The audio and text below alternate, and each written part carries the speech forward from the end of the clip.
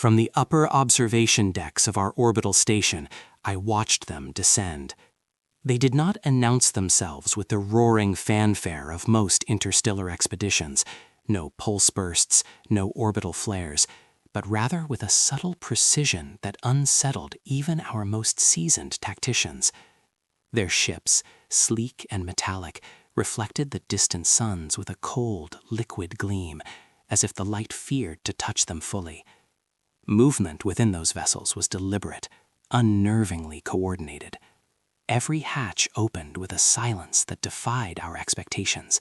Every shadow cast on the landing platforms seemed measured, intentional, predatory. We had faced countless species, each claiming superiority, each falling into patterns we could anticipate. These humans, however, exhibited a strange rhythm of improvisation, a fluidity of motion that evaded prediction. Even our elite scouts, creatures bred for analysis, trained to calculate and anticipate with near infallible accuracy, found themselves puzzled. Reports came in, fragmented and trembling with uncertainty. The humans did not react as expected. They adjusted. They adapted. They survived situations that would have shattered any other life form. I remember the first skirmish vividly. Our mercenary detachments had prepared a trap, one that on paper should have ended in complete annihilation of the human reconnaissance teams. Energy nets were deployed, plasma turrets hummed in anticipation, ambush squads concealed themselves within jagged rock formations. Yet when the humans entered the kill zone, the impossible occurred. They moved with a synchronicity that bordered on telepathy, each squad member anticipating the other's actions without signal or command. Mines detonated harmlessly at the periphery, their timing offset by human improvisation. Those who survived the initial explosions counterattacked with tactical decisions that made no logical sense until they unfolded with devastating efficiency.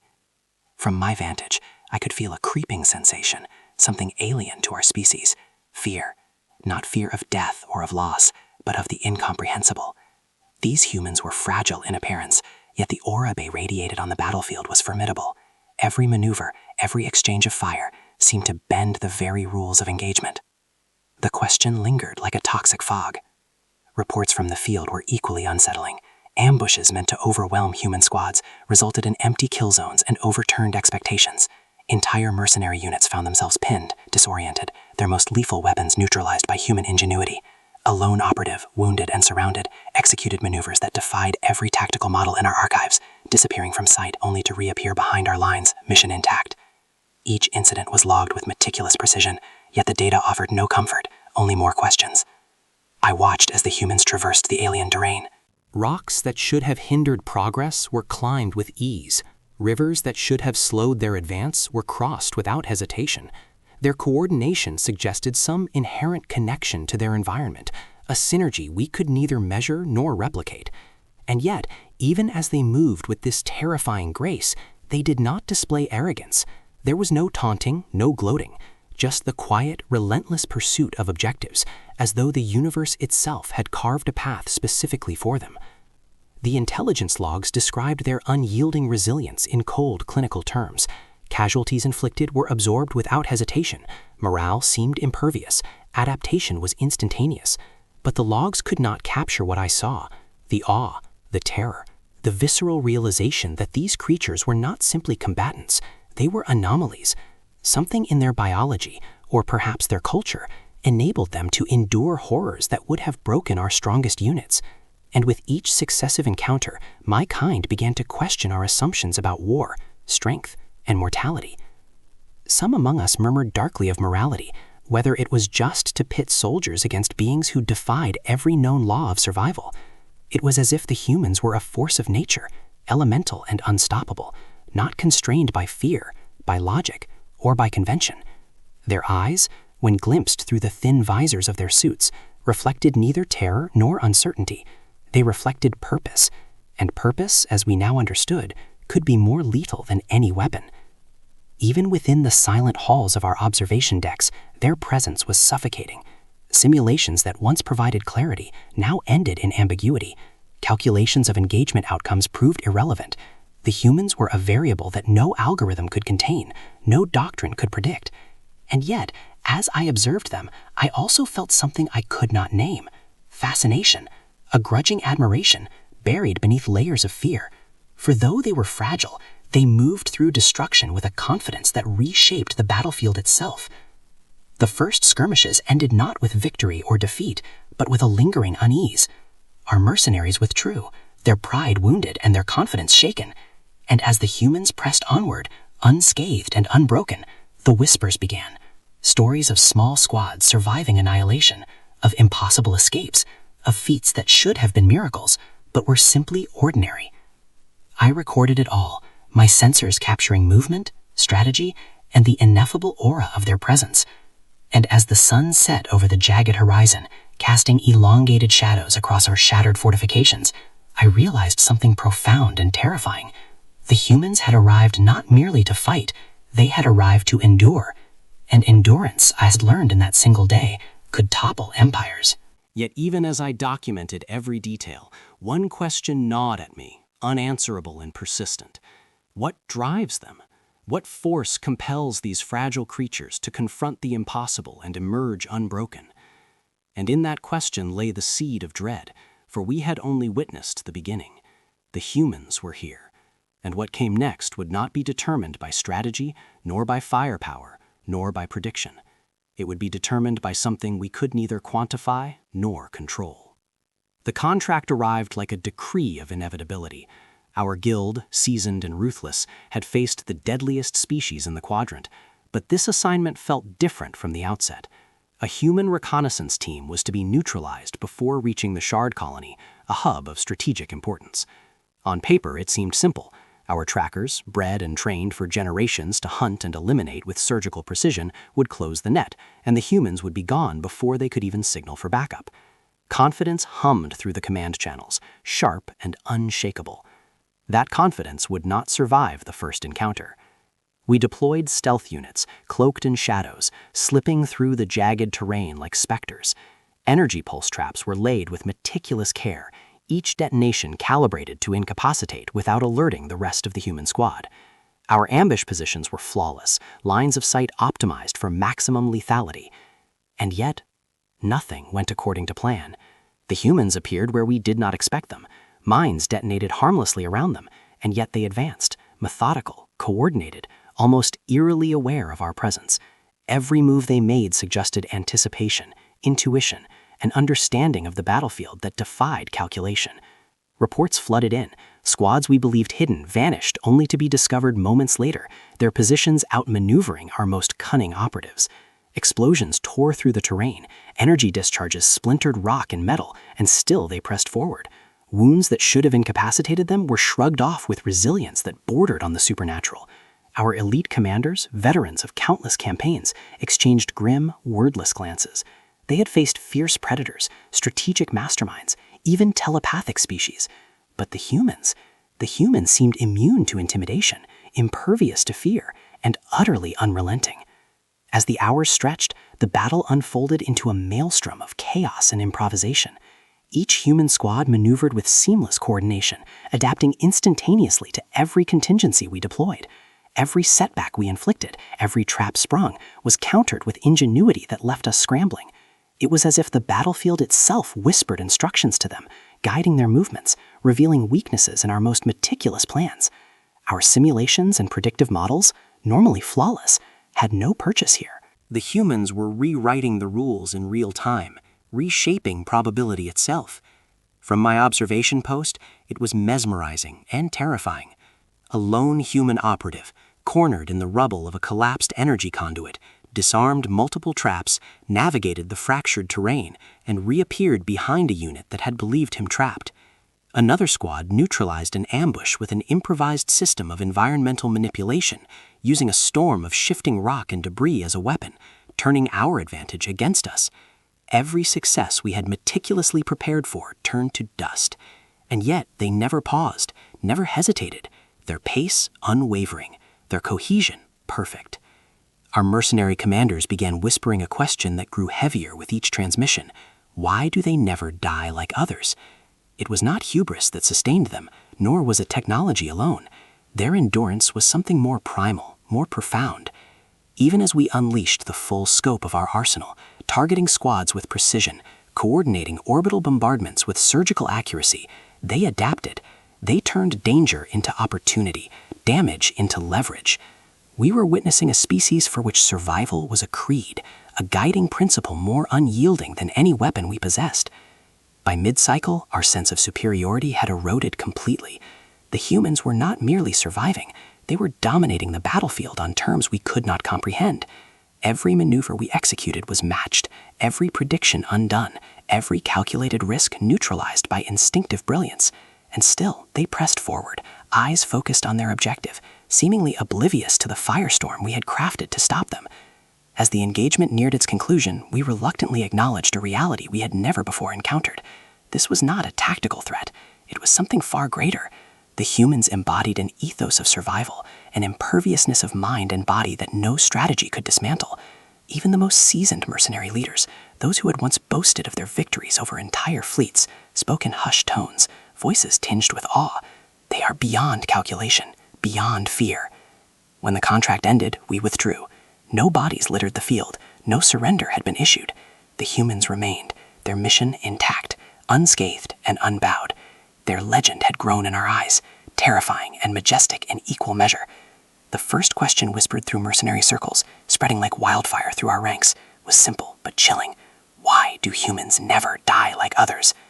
Even now, as reports and telemetry continue to arrive from the frontier, the dread persists. The humans are no longer just opponents. They are a phenomenon, an anomaly that defies the very principles on which our guild was built. And though we hold power and firepower and generations of strategic knowledge, the presence of humans renders all of it uncertain. We are the hunters, yet they have made us question the very nature of hunting. The shadows of the battlefield still bear witness. Energy discharges smolder in the rocks. Smoke curls in slow, deliberate spirals, as if mourning the hubris of those who dared challenge the humans.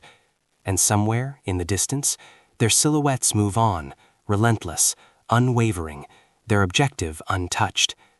Every mercenary in the quadrant now knows a truth that cannot be ignored. The humans are not prey. They are endurance made flesh, and their arrival will change everything. A final transmission from the field crackled through the command network, a warning born from disbelief. Do not underestimate them. And as silence fell over the shaken ranks, a terrible certainty emerged. The humans would continue, and we were left to wonder how many more of our finest could face them and survive. Reports arrived in fragments, each more incomprehensible than the last. From colonies shattered by orbital bombardments and ground-level assaults, human units emerged intact, whole and unbowed. Entire fleets had been obliterated, yet human contingents navigated the wreckage as though guided by some invisible compass, moving with a precision that defied reason. From our observation stations, we could not reconcile what we saw with the models we had spent decades refining. Courage bordering on recklessness, yet executed with flawless coordination. This was no instinct, it was something far more profound. Fear whispered among our commanders, for they recognized it. These were no ordinary warriors. A siege unfolded on the volcanic world of Vedra Prime, a strategic choke point coveted by multiple factions. The planet's surface burned under relentless orbital bombardments. Energy cannons carved scars across mountains, tearing through cities, obliterating supply lines, reducing fortifications to ash. And yet, humans pressed forward. They emerged from the smoke, advancing steadily, dismantling enemy bunkers with improvised tools, repurposing debris as weapons. One squad captured an entire fortifications command hub using nothing more than a series of traps fashioned from scavenged power conduits and magnetic relays. Each victory was surgical, precise, and executed with calm deliberation. Our mercenaries, trained to rely on precision, efficiency, and overwhelming firepower, struggled to comprehend. Each human casualty, the rare instances in which they fell, did not weaken them. Instead, it seemed to ignite a collective fury, transforming grief into tactical brilliance. Teams adjusted in real time, compensating for losses instantly, shifting formations to exploit openings we could barely detect. Psychological operations that had crushed other species, threats broadcast across comms, propaganda drops, false surrender offers, were met with a strange defiance. The humans absorbed intimidation as fuel, translating it into more audacious maneuvers. Environmental manipulation, once a cornerstone of our strategy, failed against them. They adapted to acid rains, electrical storms, collapsing terrain, and still advanced as though every hazard were a ladder to victory. Even observing from orbit, I could sense the mythic nature of their resolve. One report detailed a lone human operative who infiltrated a weapons installation, neutralized security drones, and disabled the central reactor, all without alerting the enemy. Another recounted a squad trapped in a canyon ambush, surrounded on 3 sides by mercenary units, only to vanish for hours and reappear behind enemy lines, unharmed, their mission completed. Each story was worse than the last, a testament to ingenuity, bravery, and an almost supernatural resilience. It was as if desperation itself empowered them, turning chaos into opportunity and hopelessness into a weapon. Whispers spread among our guilds. We spoke of them in tones once reserved for legends or deities. Terms like unbreakable, incomprehensible, and mythic began appearing in strategy logs, though no standard definition could capture the truth. These creatures defied the basic logic of warfare, of probability, of survival. Our simulations failed repeatedly. Maps of likely outcomes crumpled into uselessness. Every engagement redefined our understanding of risk, reward, and human potential. From our perspective, the humans' behavior was both terrifying and awe-inspiring. They seemed to radiate a force invisible yet palpable, reshaping every battle without the benefit of numerical superiority or technological advantage. They could turn terrain, weather, and enemy miscalculation to their favor, exploiting every variable with uncanny intuition. Observation drones could record the events, transmit the data, yet even in raw footage, there was something intangible, a force of will, almost sentient, guiding their actions beyond what logic could explain. Stories traveled fast through our networks. A human operative disabling an entire orbital railgun network, a squad surviving a planetary orbital strike, an entire garrison redirected by nothing more than bluff and deception. These accounts spread like wildfire. With each report, our fear grew, as did a reluctant admiration. Some mercenaries began theorizing, almost aloud, that humans were not merely surviving, they were setting new benchmarks for resilience, endurance, and tactical evolution. The worst part, from our perspective, was the contagious nature of hope their presence inspired. Other species began reporting their own awe and despair at human actions. There was a sense that this resilience, this indomitable will, could inspire allies and even enemies to rise beyond their natural limitations. In the command halls, strategy discussions grew tense, urgent. No longer was the conversation about defeating them. It became one of predicting if they could ever be deterred. Every deployment of orbital firepower, every ambush, every trap we had relied on for centuries was met with counterintuitive, flawless execution. The humans did not merely survive adversity, they weaponized it, transforming loss and suffering into tactical advantage. For the first time in the history of mercenary operations in this quadrant, confidence was replaced by uncertainty. Even the most veteran tacticians whispered, "We cannot fight them conventionally. We cannot anticipate them." From my vantage point, this truth was both awe-inspiring and horrifying. Humans were not just soldiers, they were catalysts, forces that reshaped conflict wherever they appeared. Their courage, their coordination, their refusal to succumb to fear or pain became a template for resilience that defied reason. Observing them, I began to see patterns emerge that suggested something almost cultural, almost genetic, an intrinsic ability to convert catastrophe into opportunity, to thrive under conditions designed for extinction. And yet they were not invincible in the conventional sense. They could be wounded, fatigued, exhausted, but each setback seemed temporary, each obstacle a challenge to overcome rather than a limit to endure. Their persistence was relentless, their creativity unbounded, their unity unshakable. To confront them was to confront the very essence of survival itself, a force that could not be contained by conventional power or intimidation. As dusk fell over the devastated colonies, I recorded their movements one final time for the cycle. Squads regrouped amidst the ruins, improvising supply chains, fortifying makeshift positions, and planning their next strike. Even as orbital bombardments continued in the background, they remained focused, unyielding, almost serene. From my alien perspective, it was impossible not to feel both awe and terror. They had survived where every other species had perished. They had triumphed where every plan of annihilation had failed. From that day, it was clear. Humans do not merely endure. They redefine endurance itself.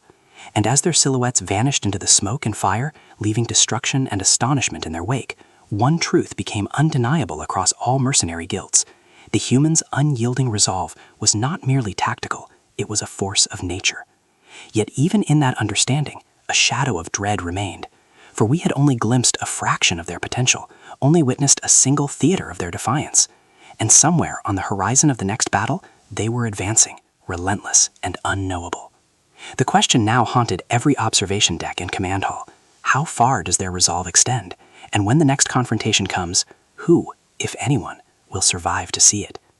Intelligence intercepts arrived in fragments, encrypted transmissions from human communications that defied conventional translation. At first, our analysts assumed these were mere tactical protocols, battle plans, mission objectives, simple instructions.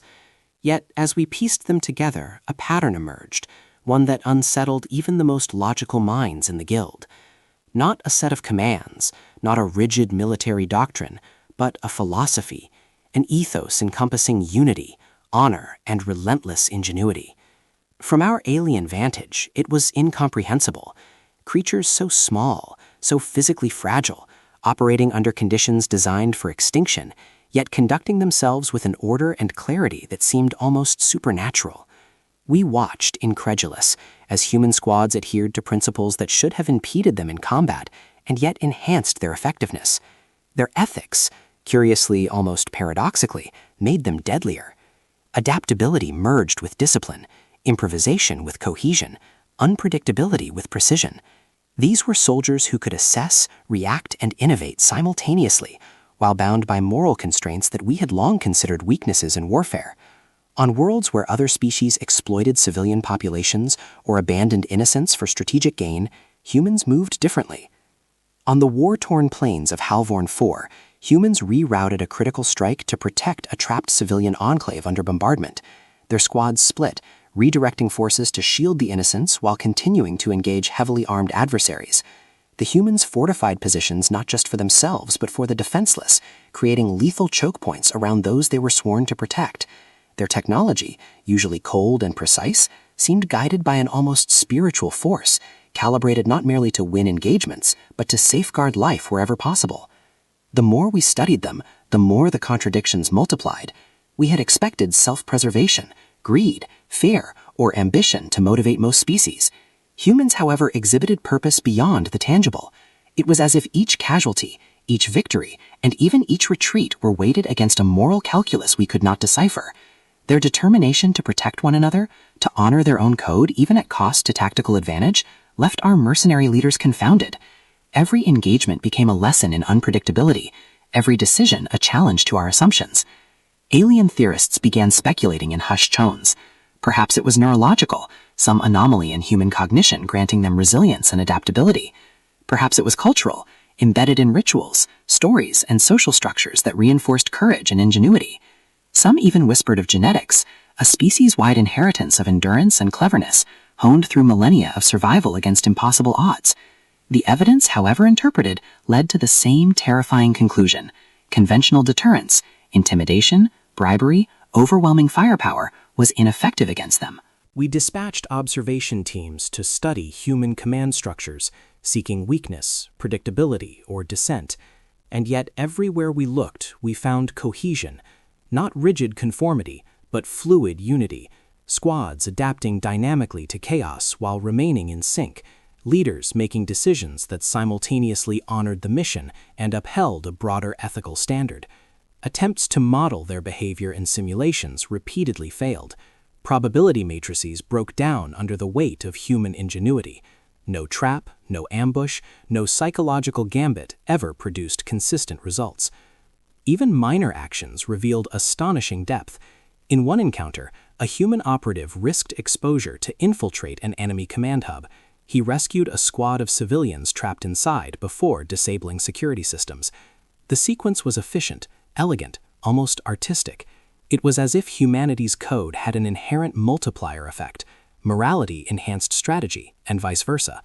Our mercenary units, trained to exploit every weakness, could only observe, helpless and astonished, as humans turned obstacles into tools, danger into opportunity, and compassion into advantage. From our perspective, their philosophy was terrifying in its implications. We had encountered resilience before, cunning before, even heroism, but never a combination so integrated, so comprehensive. Humans did not simply survive, they thrived within constraints that would have immobilized any other species. They used principles, ethics, and ingenuity in ways that transformed every battlefield into a stage where mere survival became mythic. The more we studied them, the more we realized that humans were impossible to predict. Even our most seasoned tacticians, who had faced countless intelligent species, could not anticipate their decisions. Intelligence reports accumulated in our archives, yet patterns remained elusive. Human behavior was not chaotic, yet it was utterly unconstrained by conventional logic. They were a force that could not be contained by any formula, quantified by any algorithm, or controlled by any threat. Every skirmish, every mission, every calculated observation reinforced the same truth. Humans are a force of nature, fragile yet unbreakable, limited in size and strength, yet limitless in purpose. Their cohesion and unity are not weaknesses, they are advantages, amplified by their code, strengthened by their resilience, and made formidable by the unexpected ways they apply them. They redefine the parameters of warfare, survival, and most unsettling of all, morality. It was not fear of casualties alone. It was an acknowledgement that humans cannot be predicted, cannot be coerced, and cannot be contained. To challenge them directly is to confront chaos made deliberate, resilience made tactical, and morality made weaponized. Every encounter is a reminder that they operate according to a set of principles that transcend the battlefield, guiding them with an unshakable certainty that eludes our comprehension. And as transmissions continued from war zones across the quadrant, one truth became undeniable. Humanity, in all its chaos and contradiction, is not merely a species to be fought or controlled. It is a phenomenon, impossible to contain, impossible to predict, and impossible to break. Their code is a lens through which the impossible becomes achievable, the insurmountable becomes navigable, and the fragile becomes extraordinary. From my observation post, I could only marvel and tremble as humans reorganized after each engagement, planning their next maneuver with the same discipline, ingenuity, and ethical rigor as the last.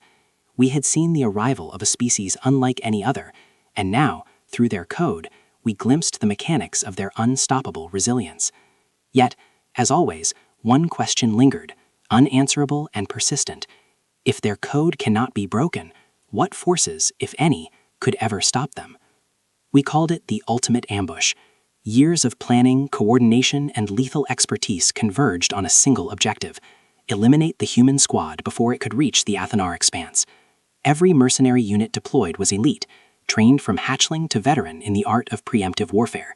Spies embedded in neutral systems had mapped terrain, predicted routes, and fed us intelligence refined to near certainty.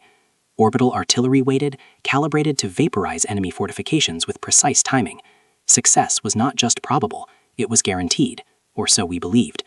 From our observation decks, we watched the humans approach, their formation seemingly casual, almost relaxed. They were oblivious, or so we assumed. As they entered the kill zone, our forces struck. Energy nets erupted into the terrain. Artillery detonated above. Ambush squads emerged from shadowed canyons, plasma rifles blazing, trained to eliminate before detection. And then, chaos. It unfolded almost in slow motion. The humans did not panic. They did not flee. Mines that should have torn them apart detonated harmlessly around their feet. Troops hidden in strategic choke points were bypassed, countered, or immobilized by improvised devices that seemed to appear spontaneously. Every move we anticipated, every contingency we accounted for, was neutralized before it could take effect. Our mercenaries, who had dominated countless species across countless worlds, were scrambling. Coordination collapsed, communication failed, orders were rendered irrelevant. I watched, detached yet horrified, as the humans dismantled fortified positions with efficiency that bordered on instinctive genius. Barricades meant to delay them were transformed into weapons against us. Defensive turrets were disabled not with brute force, but with timing and improvisation that made every sequence of events unpredictable. Where we expected casualties to mount, the humans advanced almost unscathed, exploiting every environmental factor, the rise of terrain, debris, and even shadows, to their advantage. Reports from field units began to filter up, fragmented and trembling with disbelief.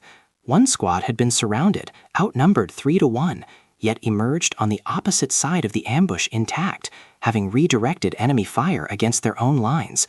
Another human operative infiltrated a weapons depot, converted the storage arrays into traps, and disappeared before any countermeasure could reach him. Each failure shattered confidence. Our commanders, who had faced predators, tacticians, and telepaths, exchanged grim, wordless glances. "They anticipate everything," one whispered. Whispers grew into legend.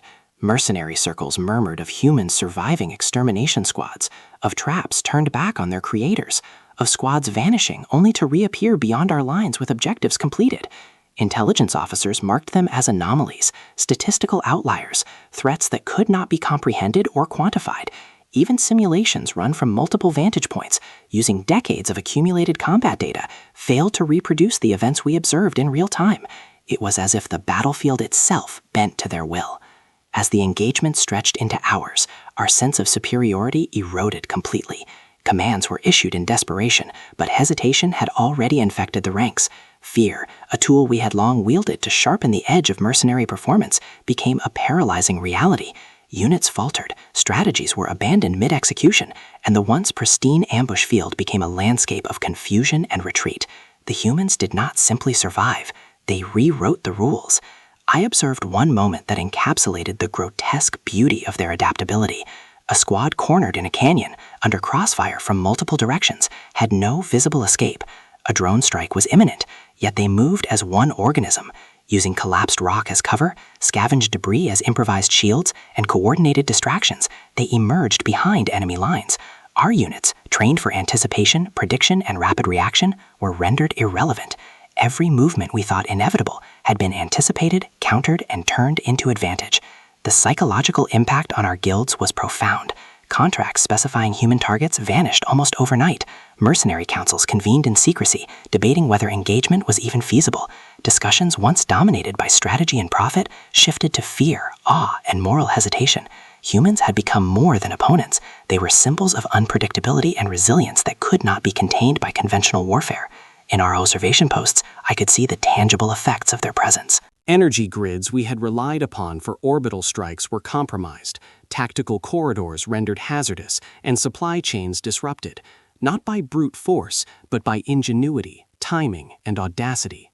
Every mercenary involved in the failed ambush carried the same silent question. How can creatures so small, so physically limited, achieve such perfection under fire? It was a humbling spectacle, and yet a terrifying one. We had always prided ourselves on precision, discipline, and absolute control over our engagements. Against humans, none of that mattered. The battlefield itself seemed to conspire with them. Explosions, fire, smoke, and debris, which normally disoriented even the strongest units, were tools that humans employed instinctively. Every misstep on our part became opportunity for them, every flaw magnified in their hands. And as the last of our retreating squads limped from the battlefield, I realized something chilling. The humans had not only survived, they had redefined the engagement. Where we expected control, there was chaos. Where we expected casualties, there was survival. Where we expected victory, there was a revelation. Humans operate on a level of ingenuity, coordination, and psychological resilience that no mercenary guild had ever witnessed. From that day forward, the humans were no longer merely combatants, they were legends. Our guilds spoke of them in hushed tones, their presence described with awe and terror in equal measure. And yet, with every story told, one question persisted, haunting even the most stoic mercenaries. If they can survive the perfect ambush, what else can they endure? It was a lesson none would forget. Contracts against human targets were quietly abandoned. Warnings circulated. Do not underestimate them. Avoid direct engagement. Fear, admiration, and a strange, grudging respect permeated every corner of our guilds. Humans had not merely survived the ultimate trap, they had transformed it into proof of their unbreakable resolve. And in the silence that followed, the remnants of our forces looked back at the battlefield, scorched and smoking, and understood the truth. Humans are not to be hunted. They are to be studied, revered, and above all, feared. Yet, even as we withdrew, one thought lingered like smoke over the wreckage. They are coming, and the next time we face them, nothing, no strategy, no ambush, no weapon, will be guaranteed to work. After the dust of countless failed engagements settled, alien mercenary councils convened in the dim, humming chambers of their orbital citadels. The air was thick with tension. the faint scent of recycled ozone mingling with the stale musk of fear. Screens flickered with the latest reconnaissance footage, battle simulations, and intercepted communications, yet nothing offered clarity. Every theory, every contingency, every stratagem we had relied upon for generations had collapsed against the humans. From our vantage, it became painfully obvious. They were not simply resilient, they were an enigma, a species so fragile, yet moving with the precision and decisiveness of an unstoppable force. Commanders argued and debated, each proposal more desperate than the last. Simulation after simulation failed, probabilities disintegrated, algorithms spat out contradictory outcomes. Where our calculations predicted defeat, the humans had already adapted, improvised, and exploited. Where victory seemed assured, our elite squads fell victim to tactics that seemed impossible, counterintuitive, and horrifyingly effective. Their success was not rooted in superior technology alone. It was instinct, ingenuity, and an unyielding will, fused into something we could neither predict nor comprehend. On the volcanic plains of Miras Prime, humans had transformed environmental hazards into weapons of precision. Toxic geysers became traps, collapsing rock formations became cover, and electrical storms were harnessed to disrupt enemy communications. Losses that would have demoralized any other species instead seemed to galvanize them. Squads huddled amidst ruin, tending to the wounded, recalibrating their strategy, and emerging stronger and more coordinated. Observing them, one could not help but feel a mixture of awe and dread. Even in despair, they became more formidable, almost as if suffering itself endowed them with power. It was this paradox that terrified our guilds. The humans drew strength from adversity. Each setback became an advantage, each injury a lesson in tactical evolution. Entire mercenary brigades had been routed not by overwhelming numbers or firepower, but by the humans' capacity to turn desperation into opportunity. Psychological warfare, intimidation, bribery, and contract coercion, tools that had reliably manipulated countless species, were irrelevant. The humans could not be swayed, coerced, or cowed. They operated according to a principle we could barely articulate. Survival was only a portion of their objective. Purpose, honor, and ingenuity drove them far beyond mere instinct. As reports accumulated, a chilling realization took root among the most seasoned alien warriors. Sending mercenaries against humans was not merely unprofitable, it was suicidal. Contracts specifying human targets began to vanish quietly from council records. Some of the most experienced mercenaries refused engagements outright, citing moral discomfort, professional prudence, or a primal fear that no strategic rationale could override. Legends spread of squads defecting mid-contract, abandoning allies to escape rather than face the humans. Entire units withdrew in silence, leaving behind meticulously planned ambush sites with unspent ordnance, the shame of defeat tempered only by the instinct for survival. We began to see the humans not as opponents, but as a new paradigm in warfare, a force that could not be broken by conventional means. Our elite strategists, once confident that every engagement could be predicted or manipulated, now trembled at the very idea of their presence. Every intercepted transmission confirmed it. Humans were cohesive, disciplined, adaptive, and driven by a purpose beyond immediate survival. Their ethos, their so-called code, had fused morality with strategy, creating soldiers capable of feats that defied probability. One particularly harrowing case was recorded on the scorched deserts of Sindral 9. A squadron of our finest mercenaries had surrounded a human contingent, fortified in what appeared to be an unbreachable canyon stronghold. Orbital bombardments were scheduled, energy traps deployed, and sniper arrays positioned to cut off escape. Yet by dawn, the humans had vanished. Not a single casualty, not a trace of breach. Surveillance footage later revealed their improvisation: tunnels carved from sand and rock, coordinated diversions using environmental hazards, and the precise disabling of our drone network. What should have been annihilation was transformed into mythic survival. It became clear that humans had rewritten the rules of engagement. No longer were we dealing with species governed by predictable instincts or simple hierarchies. Humans operated at the intersection of ingenuity and principle, where tactical brilliance and ethical choice were inseparable. Their resilience was both mental and physical, amplified by a culture that valued ingenuity, sacrifice, and unity. And where they went, hope, not fear, spread, both among their allies, and disturbingly, among their enemies. The councils convened in urgent secrecy. Holographic projections displayed battlefields, ambush sites, and casualty reports. Arguments erupted over strategy, probability, and the limits of mercenary capability. Yet every debate ended in the same grim realization: no plan, no matter how intricate, could guarantee victory against humans. Some argued for restraint, proposing that contracts involving humans be avoided entirely. Others attempted to rationalize continued engagement with contingency after contingency, but each proposal was met with a mounting sense of futility. The psychological toll was profound. Mercenaries trained to dominate in the most hostile theaters now faced uncertainty that paralyzed decision-making. Confidence, once the lifeblood of our guilds, evaporated under the shadow of human adaptability. Even our most fearsome operatives, veterans of campaigns that had decimated entire species, felt vulnerability for the first time in their careers. And in that vulnerability lay a deeper truth. Humans were not just combatants. They were a force that reshaped the very nature of conflict.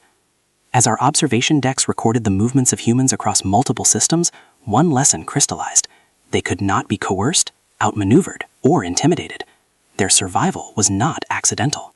It was deliberate, tactical, and inseparable from their culture and ethos. Every engagement we had observed, every ambush that had failed, and every simulation that had collapsed pointed to the same conclusion. Humans operate according to principles that transcend conventional warfare. The final reports circulated among guild members in whispered secrecy. Humans were anomalies, not merely due to physical resilience or combat skill, but because of their ability to integrate morality, ingenuity, and endurance into a single, unstoppable entity. And with each report, the same chilling questions surfaced. If they cannot be predicted, contained, or deterred, what could ever stop them? How many mercenaries would fall before understanding the limits of conventional strategy? And most unnervingly, how far would they go when faced with challenges designed to destroy them? From my observation post, I noted the growing hesitation across the guilds. Contracts once pursued with vigor were declined. Mercenaries whispered among themselves of fear, awe, and respect. Entire units that had once prided themselves on mastery of war now debated whether direct engagement was worth the risk. Human presence had rewritten our assumptions about combat, survivability, and even morality. They had become a phenomenon, a force of nature, and a mirror to our own limitations. In the end, a grim consensus emerged. The humans represented a new paradigm. Not conquerable, not intimidatable, not containable. They were, in every sense, beyond the frameworks we had relied upon for centuries. And as mercenary fleets withdrew from sectors where humans were active, one undeniable truth persisted in the minds of every observer, strategist, and operative.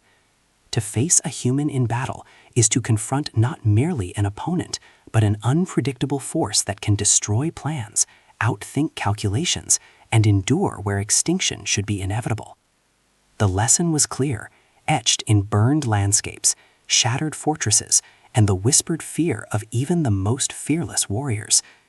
Humans are not to be underestimated, and the day would come when this realization would cost those who failed to respect it dearly. Across the deadliest sectors of the galaxy, where fleets of mercenaries and warships had once ruled unchallenged, humans persisted. Entire planetary systems had fallen to orbital bombardment, cities reduced to ash, and yet humans endured. From our observation posts, it was miraculous, almost incomprehensible. Worlds smoldered, yet human contingents navigated the ruins, regrouped, and retaliated with a precision and determination that defied logic. Their defiance was not brute force alone, it was a synthesis of strategy, courage, and improvisation, a force that transformed adversity into opportunity with every maneuver. We watched squads rallying fragmented militias, coordinating planetary defenses, and improvising logistics in environments that should have been uninhabitable. Human ingenuity turned wastelands into strongholds, shattered communication grids into advantages, and even catastrophic losses into tactical leverage. Each encounter became a case study in resilience, each skirmish a demonstration of their unyielding nature. From our perspective, these were not soldiers, they were instruments of inevitability, operating with a purpose and clarity that made even seasoned commanders uneasy. Reports streamed in from multiple battlefronts. On the volcanic plains of Keras 5, a human squad diverted lava flows into enemy encampments while simultaneously evacuating civilians trapped in the fallout. On the ice-crusted moons of Theron 9, they repurposed frozen debris as improvised weaponry, creating barriers that doubled as traps. Even when cornered, humans found solutions that eluded our most sophisticated tactical algorithms.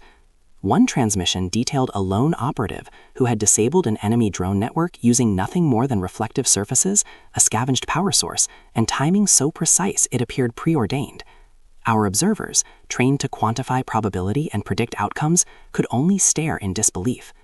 Fear spread among our mercenary ranks, not merely of casualties or defeat, but of the human spirit itself. It became evident that conventional intimidation had no effect. Warnings, propaganda, even the threat of annihilation failed to shake them. Instead, the humans pressed forward, their resilience amplifying their effectiveness. What should have been demoralizing loss became a source of unity, courage, and tactical advantage.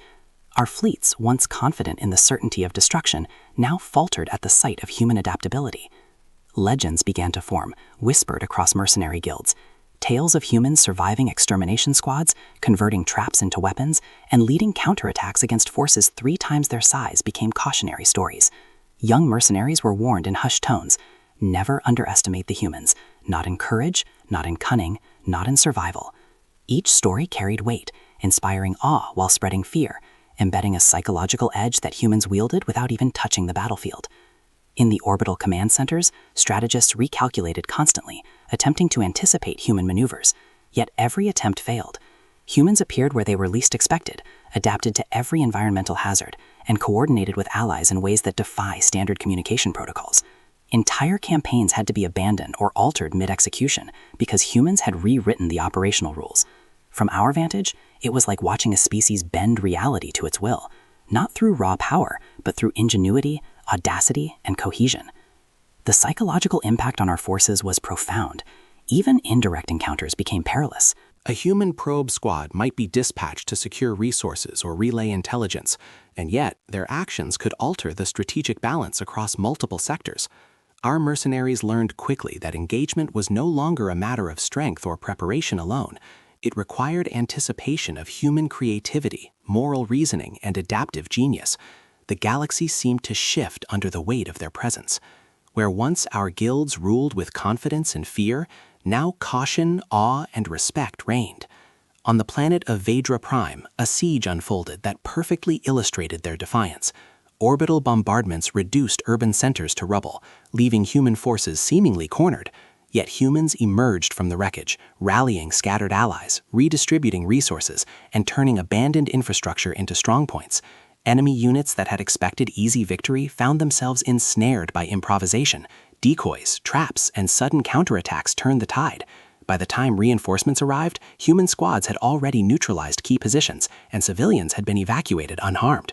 From our observation, it was nothing short of miraculous, a species of fragile biological forms shaping the battlefield with a combination of willpower, intellect, and courage that seemed unstoppable. Across the quadrant, the same pattern repeated. Fleets that had once believed themselves invincible were humbled. Entire mercenary operations were recalibrated, not because humans were numerically superior, they were not, but because their unpredictability and cohesion made them a force that could not be reliably countered. Each engagement became a psychological struggle as much as a tactical one. Fear was no longer merely a weapon, it became an unavoidable reality. To encounter humans was to face the unknown, the impossible, and the inevitable simultaneously. Even among our elite officers, respect mingled uneasily with dread. Humans were no longer just opponents, they were legends in the making, forces that commanded attention, caution, and fear. Across multiple battlefronts, intelligence officers began compiling manuals, not to teach strategy against humans, but to catalog examples of survival, improvisation, and audacity, case studies in defiance that could only be described as extraordinary. And yet, humans themselves seemed unaware of the myth they were creating. They did not fight for legend, for fear, or for reputation. Every maneuver, every counterattack, every life saved or enemy neutralized was executed as though instinct and principle were one, survival intertwined with purpose, courage intertwined with ingenuity. Their defiance was not performative, it was inherent, organic, and unstoppable. In our observation decks, some of us began to perceive a pattern that transcended battlefield analysis. Humans were a psychological weapon as much as a physical one. The mere presence of their squads, their resilience, their ingenuity, and their unwavering purpose reshaped the perceptions of entire mercenary guilds. Battles were won before they were fought, simply because human determination forced hesitation, doubt, and miscalculation among their adversaries. As fleets withdrew from contested sectors, our reports were clear. Direct engagement was not only risky, it was potentially catastrophic. Even seemingly minor skirmishes carried outsized consequences. One could not simply underestimate them, nor could one predict them with confidence. The humans' defiance had become both a shield and a spear, a combination of strategy and spirit that reshaped every measure of conflict. From my alien vantage, the galaxy itself seemed to bend in response to their will. Human squads, scattered across planets and star systems, remained coordinated, adaptive, and unyielding. Resistance was not optional, surrender was not considered, and defeat was redefined by every engagement.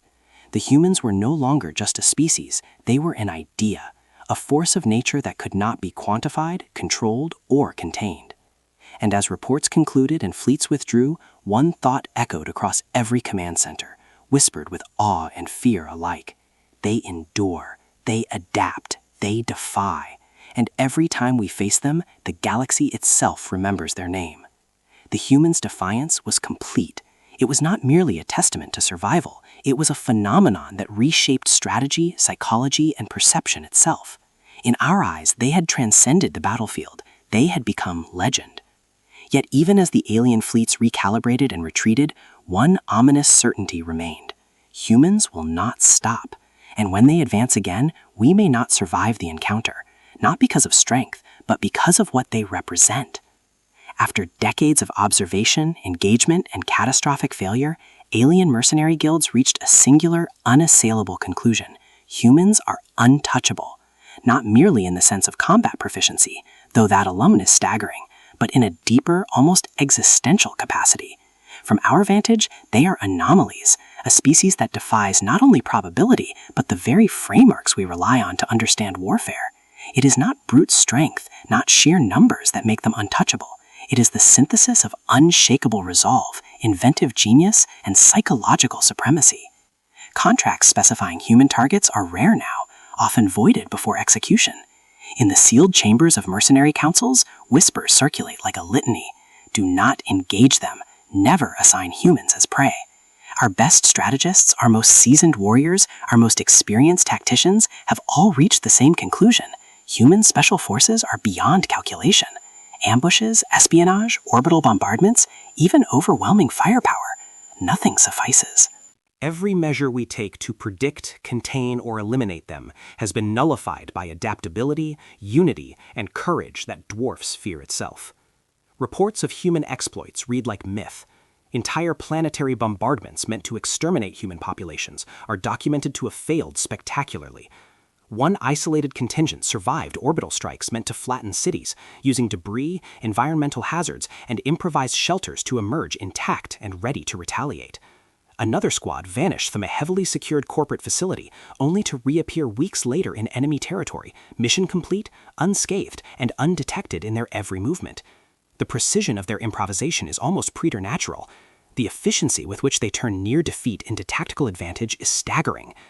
Even rumors of human presence unnerve seasoned operatives. A mere report of a human squad in the sector, no matter how isolated, induces hesitation, strategic recalibration, and sometimes outright withdrawal. We call it the human effect, a psychological influence that reverberates across command hierarchies. Fleets pause, squads reposition, mercenaries trained to dominate fear with logic pause with uncertainty, not because humans threaten them physically, but because the anticipation of their presence disrupts conventional calculation. Whispers among guilds tell of battles that should have been routine turned into disasters. A human detachment trapped within a canyon stronghold deflected orbital strikes, sabotaged artillery, and reappeared behind enemy lines with objectives completed. Squads dispatched to intercept them found themselves outmaneuvered, outthought, and outlasted at every turn. Their actions inspire both dread and reluctant admiration. Every engagement confirms the same immutable truth. Humans do not merely survive, they redefine what survival means. In mercenary councils, historical records are consulted with awe. Reports of engagement spanning decades reveal a pattern. Humans operate with uncanny unity. Where one operative might act, their squad anticipates, adapts, and synchronizes. Where one unit falls, another rises, compensating instantly. Where conventional fear might paralyze others, humans convert it into fuel for audacious maneuvers. The unpredictability of their behavior combined with their cohesion is unprecedented. They embodied a paradox: fragile yet unstoppable, fallible yet flawless, unpredictable yet unbreakably coordinated. For the most veteran mercenaries, the lesson is visceral. Some have refused contracts outright, citing moral discomfort or primal fear. Others have defected mid-contract, abandoning allies and equipment rather than risk engagement. Entire brigades have been reassigned or withdrawn simply due to the presence of humans in the sector. The practical lesson is obvious. To face humans is to court near-certain failure. The philosophical lesson is more profound. Humans have transcended conventional combat into legend. We studied their technology, their tactics, and their communication networks. We analyzed battlefield conditions, supply lines, and terrain adaptation. And yet, each layer of insight only magnified the conclusion: they cannot be predicted or controlled. Improvisation, ingenuity, and moral cohesion allow them to convert environmental hazards, enemy miscalculations, and even catastrophic losses into decisive advantages. A squad facing annihilation will emerge victorious because their strategy adapts in real time, shaped not only by survival instinct, but by an internal compass of ethics and ingenuity, a combination entirely alien to our understanding. It is this code, the integration of principle with action, that terrifies us most. Humans do not fight for profit, intimidation, or revenge alone. They operate with purpose, cohesion, and creativity that cannot be manipulated or exploited. Each mission is executed with ethical consideration intertwined with tactical efficiency, creating outcomes that are simultaneously logical, adaptive, and terrifying. Even in situations designed for annihilation, they act as if guided by a force beyond our calculation, transforming despair into opportunity and chaos into victory. Mercenary legends describe entire operations rendered obsolete by human ingenuity. Orbital artillery strikes planned with precision, sabotage missions timed to the second, and infiltration squads deployed with flawless coordination. Each has failed repeatedly against humans. Once, an elite mercenary contingent laid a trap of such sophistication that even our most confident analysts predicted certain human casualties, yet they emerged intact, having exploited a minor environmental variable to bypass detection entirely. The margin of their victory seemed almost preordained, as if the battlefield itself conspired with them. Stories like these have become cautionary tales. Initiates in mercenary guilds are warned not with maps or simulations, but with tales of human ingenuity. Do not assume you can outthink them. Do not assume they can be cornered. It is a lesson repeated in hushed tones. Humans are a force that transcends conventional understanding, a species whose very existence redefines what is possible in warfare. As alien strategists convene in shadowed halls, there is no debate left. The evidence is conclusive. Humans are untouchable, not merely due to physical prowess, but because their adaptability, unity, and courage create a system resistant to conventional strategy. Their presence is a psychological weapon. Their absence is an opportunity to regroup. Their actions, whether observed or rumored, dictate the flow of campaigns without direct engagement. To confront them is not merely dangerous, it is taboo. Mercenary guilds have codified an unspoken rule: contracts against humans are to be avoided. Orders specifying human targets are routinely canceled or reassigned. Field commanders now plan entire campaigns around avoidance rather than engagement. Fleets are routed to ensure distance. Squads are recalled before contact. The risk is no longer measured in casualties alone. It is measured in strategic collapse, morale degradation, and the unpredictable consequences of underestimating human ingenuity. And yet, even in avoidance, respect is inseparable from fear. Humans inspire awe across species, a recognition that goes beyond tactics or technology. They are legends not because they are invincible, but because they operate according to principles, ethics, and resilience that defy comprehension. Where others see mere survival, humans achieve mastery. Where others succumb to fear, humans convert it into action. Where others falter, humans create opportunity. The final, inescapable conclusion among our guilds is stark. Humans are not merely a species. They are a paradigm. They are a force of nature. They are legends walking among us, shaping the galaxy not merely by conquest, but by the inevitability of their will, ingenuity, and cohesion. To challenge them directly is to confront a phenomenon that cannot be tamed, calculated, or controlled. From every observation post, across every sector, the same truth is whispered. Do not fight them. Do not challenge them. Do not underestimate them. Human special forces have become the benchmark against which all resilience, ingenuity, and courage are measured. And as alien mercenary fleets plan movements across star systems, avoidance is the highest strategy, mythologizing the humans as untouchable because to confront them is not simply to risk failure, but to risk extinction. As the galaxy shifts beneath the influence of human presence, mercenary councils record this in their archives. Stories of survival against impossible odds, improvisation under fire, and unwavering unity are etched into guild memory, repeated as cautionary legends to every recruit. Humans are not just fighters, they are arbiters of possibility, demonstrating that a fragile species can, through ingenuity, resolve, and cohesion, transcend the constraints of existence. In the final analysis, humans do not merely endure. They inspire, they terrify, and they command awe.